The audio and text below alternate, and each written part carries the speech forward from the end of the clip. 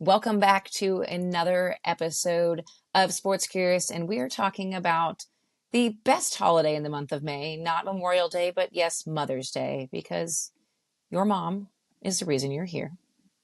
Our mom is fantastic, and we're really lucky that she's still around. And I know in talking about Mother's Day is challenging for some people who don't have their moms around anymore or were raised by a maternal figure. But today we're talking about these women who were forced to choose between a family and a job. And these women picked both, and they paved the way for others. And here to talk about all the things with that, the man who puts up with me as a mother and as his fellow co-founder every single day, my lovely brother Scott. Hi, Scott. Hi, thank you for having me.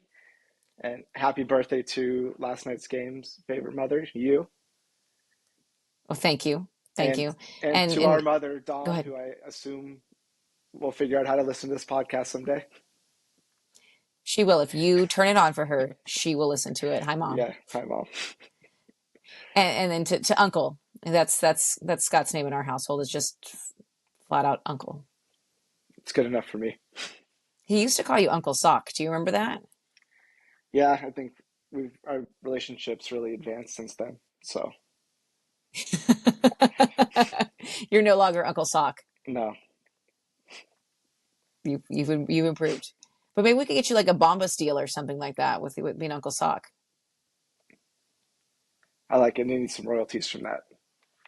Yeah, yeah. I'm thinking that should be a next marketing idea, Bombas. If you're listening, you We heard know it here first. we know you're listening. We know you're listening. We know you and our mother are both listening. Yes, And Nicolas Cage. best friend.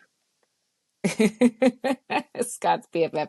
If you missed the Derby episode, there's a Nicolas Cage drop in there, so make sure you listen to that one. Um, so today we're going to talk about these total kick-ass women who just also happen to have the title of mom. Um, there are so many challenges that come into being a parent, period.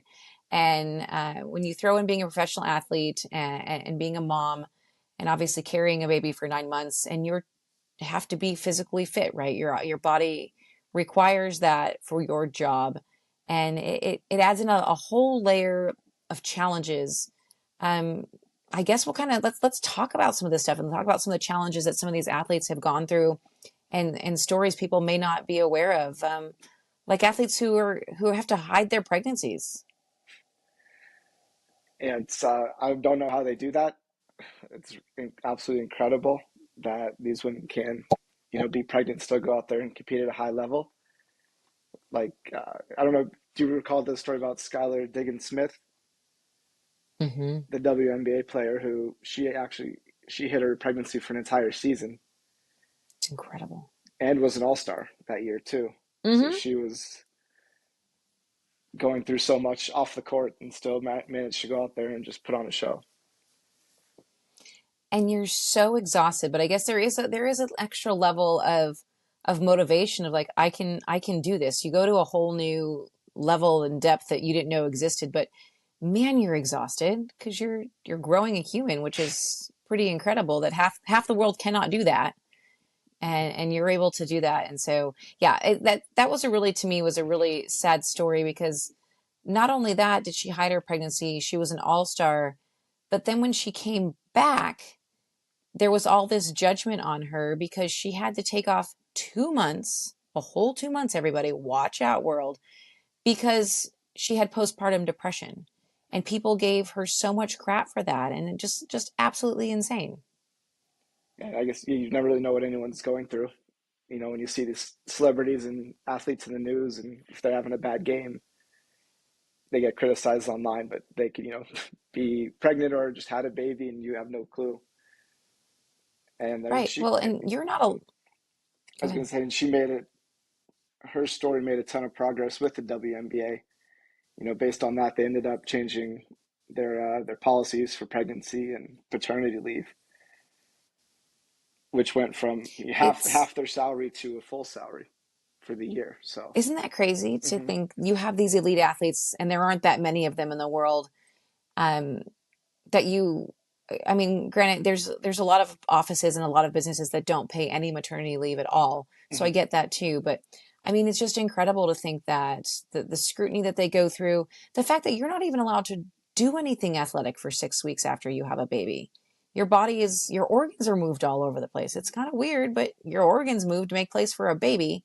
So you kind of have to let them go back to place before you're allowed to do anything. Hmm. And so you watch some of these people, um, and they're physically not able to go back to do things. And I remembered when I had the tiny human, and we were talking to you about something, and it was a celebrity who'd posted a picture of her like post baby, like 3 weeks or something like this, and she was flat stomach, everything looked perfect. And I remember you saying to me, don't believe what you see. She probably took that before she even had a baby. And I was like, thank you. That makes me feel better because I'm still wearing my husband's pants. Like, I mean, Yeah, I think I'm pretty sure that was a Kardashian.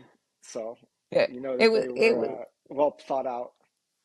yeah, I just remember thinking like, thank you, Scott. I really, really appreciate it. That was a vote of confidence that I needed because I'm feeling like, not feeling so great about my life over here and I haven't been sleeping. Um, and still, what else is new? Nothing has changed Nothing's on changed. that side No, of things. no. Um, Talk to me about like, but lack of policies, right? Because I mean, the same goes for the workplace. People are becoming more progressive. They're adapting maternity and paternity policies. Um, but talk to us a little bit about, I mean, Allison Felix really is the notable female athlete who went out there and said, screw you, Nike. So talk to us a little about her story for those who don't know it. She did have to have an emergency C-section with her daughter. But for those who don't know, I guess Allison Felix is an Olympic athlete, most decorated Olympic track and field athlete, I think ever, Of at all least time, from the US. of Hmm. all time, yeah. And And so talk to me a little bit about her feud with Nike.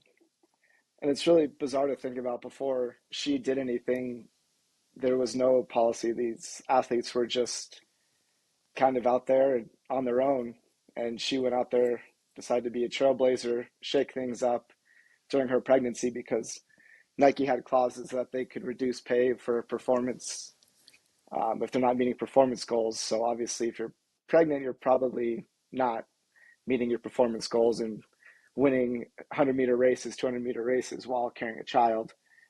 So she, challenged the status quo of that and got them to change their policy and even left Nike and started her own company. So she really stuck it to them. And to their credit, they did adjust. They realized that it's probably not going to go well for other athletes if everyone leaves based on their policies. And I think quite a few people have left, and you see a lot of female athletes who maybe could be with Nike or others. You see them, I've seen a lot oscillate over to and change over to Athleta, which is a Gap run company, but because they have a much more obviously female friendly, they're a female brand, but Mm-hmm. female friendly messaging and female friendly policies. I And think it's Allison Felix is over there too, right? yes, yes, and they've really embraced taking care of their athletes. Especially after pregnancy. It's just so bizarre to think about that they were dealing with that in this day and age. Yeah, it's really incredible. But I mean, that's the world we live in, right? Where we can't. I mean, I really didn't take that much time off, and the amount of I mean, we had some help. We had someone come in and help us at night just a couple days a week because, as you know, the tiny human did not sleep at all. And there was no Yeah. possible way for both of us to work and still be any sort of functional. I could barely drive a car. I probably should not have, but you have Mm-hmm. to. And so I don't think people really talk about how crazy that is, but the amount of judgment that people dropped. And I was like, I truly cannot function. It's like we both have to go to work and being up all night from literally 11 o'clock at night till 6 a.m. with a baby screaming in your ear all night long. It's a form of torture. It is. If no one, if it really, really is. And so you think about this, and these people are navigating this. I know we're going to talk about a situation that kind of echoes this later on in here when we talk about one of your favorite moms. But we really think about even childcare, right? Let's just say you have a baby and you are a coach. So maybe you don't have to be on the court and you're not having to do that, but who's going to watch the baby? I just interviewed Coach Niele Ivey last week, and she is the head coach for the women's basketball team at Notre Dame, but she was a WNBA player as well. And she was pregnant when she was in the WNBA, and single mom. And so, what do you do, right? What am I going to do with my child? I can't just drop them off at school when I'm on a road trip in hopes that someone's, you have to hire someone to pick them up. You have to put all these things in places. They're expensive. I mean, when you think about things that go in with childcare, and you probably have to bring a nanny on the road with you if they're so small, and all these things that, I mean, people drop judgment on Beyonce for having 8 nannies. 8 nannies might be a little excessive, I mean, if you can but afford also it, just saying, if you can afford it, but yeah. also you have 3 kids, and the two of you are probably gone a lot. Hmm. And so you need to have some sort of consistency for your children. And so it's like, this is all things that, people don't think about. If you're, especially if you're not in a two-parent household, it's challenging. And so I think the judgment, really, you look at the comeback of Serena Williams after she had Olympia, and I mean, people talk a lot of shit, really, when it comes down to it, right? Without any real knowledge of what's actually happening. Yeah, it's wild. I mean, it's I think it's the Women's Tennis Association that it was, I think, 2 years ago or last year maybe. Wimbledon had 3 or 4 moms I think in they were toward on the end, and I mean, we'll the call. quarterfinals or semifinals. Yeah. Mm-hmm. And so there was a big discussion about even just attire, right? Adjusting the dress code, not penalizing women for wearing compression shorts without a skirt, or for wearing leggings, compression leggings. So if you're pregnant, you need the extra circulation. I mean, all these things that I just find so fascinating, that we're all of a sudden going, oh, okay. And it takes a Serena Williams, it takes an Allison Felix, it takes a Skylar Diggins Smith to go out there and push those policies and be that person to really be that driver. Because if someone doesn't stand up for them, who is, right? Yeah, the lower, lesser known players are dealing with it just as much as they are, but it takes a Serena going out there. I think she wore, was it the cat suit? Hmm. Like the full body, and that caused shockwaves everywhere, but it was something that needed to be done, and she can pull it off. So, Absolutely.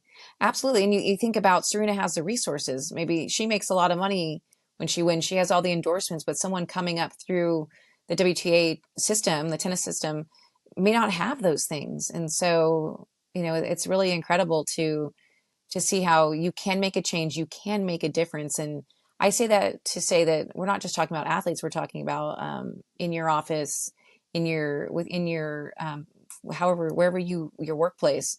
It's incredible. Talk to me about some of your, we have, let's talk about our 3 favorite moms in sports. They don't have to be athletes. They could be coaches, they could be front office, whatever that might be. But talk to us. Give me your top 3 favorite. Let's talk about moms. top three favorite moms outside of you and our mother, obviously. That besides us, of course, of course. I think one of them I wanted to highlight was something that we saw unfold in March Madness in the women's tournament over COVID was Adia Barnes from my Arizona Wildcats. They had that kind of Cinderella run through March Madness to the finals, and she had just given birth, I think, a few months ago, if I'm not mistaken.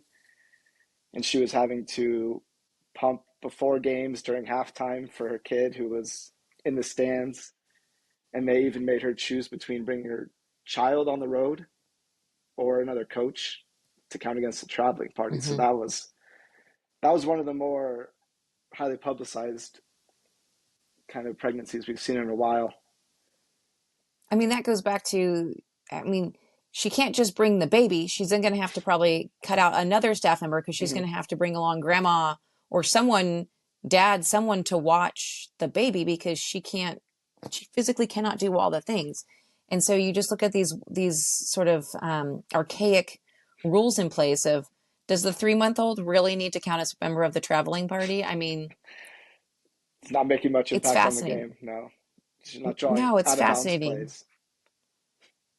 Exactly. Great cheerleader, though. Great Yeah, cheerleader. great shooter. Um, Give me your next two, as we're going to get close to wrapping this up, and I'll make sure we stay cognizant of our time, Okay. keeping this short and sweet. But talk to me about your next two. Next two, I'm gonna go. We have the Women's World Cup coming up this summer, and we're going with two of the two elite players. So we got Alex Morgan who gave birth, and I believe she got lucky that the 2020 Olympics got postponed a year, or she wouldn't have been able to play. So, I mean, that was some good fortune.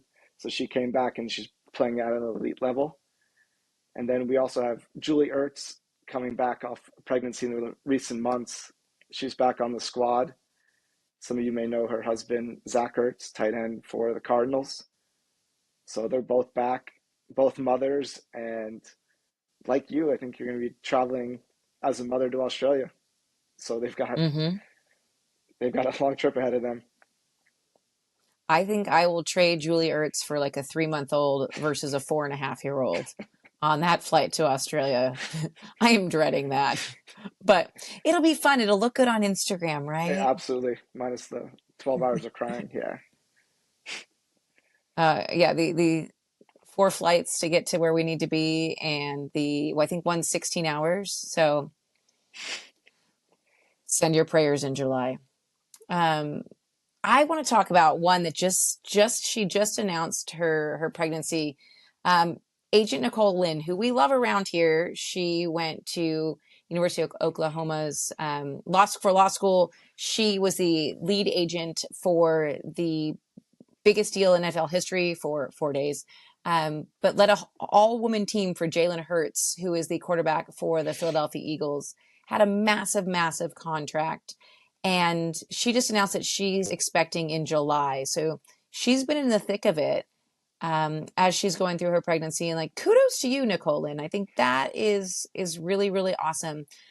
She is I think the president of football operations over at Clutch Sports Group, which is the sports agency run by and founded by a singer Adele's boyfriend, um, Rich Paul. So imagine the pretty stress. exciting. Imagine the stress trying to negotiate with the Eagles on at the time the highest contract in the NFL while pregnant. I assume is not enjoyable. Yeah. I'm imagining she was just exhausted and she was like, screw you guys, you sign this or we're out. Like, I've had enough of your crap. That's what I'm picturing. Yeah, there was, and the negotiations there were just pay us. Yeah. But in all fairness, I felt that before I knew she was pregnant because I can just see her. There's just something about being like, you know what, screw you guys, I'm taking my ball Mm-hmm. and going home.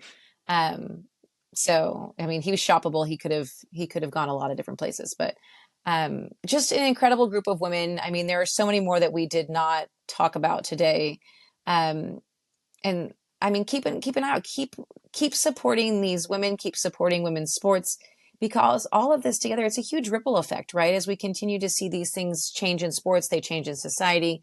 It continues to raise that visibility, which is so important and it's so important for the furtherment of all things all things productive, all things efficient. And so it's really cool to see that navigation happen. I'm sure Zach Ertz will be at the World Cup with Baby Ertz, I'm assuming. I'm guessing he's going to be there babysitting, so I expect to see some pictures. Okay, we're going to have to keep an eye out on Instagram for that. Stay tuned for that. Anything you'd like to share? Anything else you'd like to say before we log off for this Mother's Day edition of the podcast? Go moms, you rock. Hey, thanks. Hey, do you have something fun? What's your favorite advice mom has ever given you? I totally put you on the spot for this. Sorry. Um, if you don't have anything nice to say, don't say anything at all. That's probably true. And I put, yeah, I I can't think of something that mom might have said. I'm sure I probably have 10,000 things that she said, but I can't think of them. For the Father's Day episode, make sure we think of a Father's Day one. There'll But be some, but um, I'll have to beep out some mom, we words love. for Father's Day, probably. Maybe for Mother's Day too. True. Um, our mom is pretty kick ass, and she works hard, works very very hard. Don't know how she had two of us in activities and still put food on the table, and dealt with me, who was a total a-hole when it came to math homework. Um, so I mean, mom, if you're listening, thank you. Moms everywhere, thank you. Grandmas, aunts, anyone who just happens to have an impact on a young person's life. Thank you, thank you, thank you. And with that, we'll see you here next week. See you next week. Thank you. Thanks, Scott.